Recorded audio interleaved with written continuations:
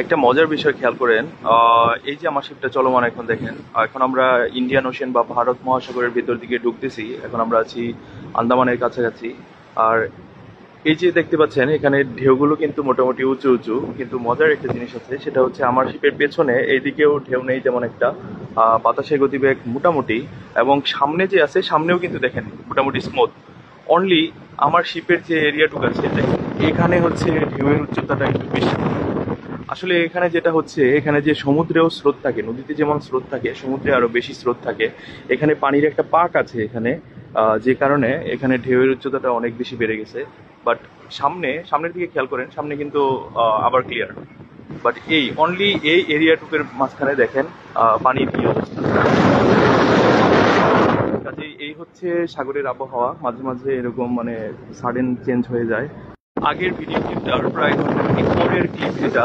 এখন দেখেন সাগরের বাতাসের গতিবেগ আরো অনেক বেশি, প্লাস হচ্ছে ঢেউয়ের উচ্চতা আরো অনেক বেড়ে যাচ্ছে, কারণ আমরা ক্রমশ মাঝসাগর থেকে দিকের অবস্থা। So, এই হচ্ছে সাগরের আবহাওয়া। ওদিকটায় ভারী বর্ষণ হয়ে গেল, আমরা পার হয়ে আসলাম।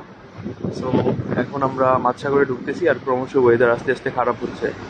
তো দেখেন মোটামুটি 1 ঘন্টার ব্যবধানে মোটামুটি সাগরের অনেক অনেক পরিবর্তন। এটাই হচ্ছে সাগরের আবহাওয়া।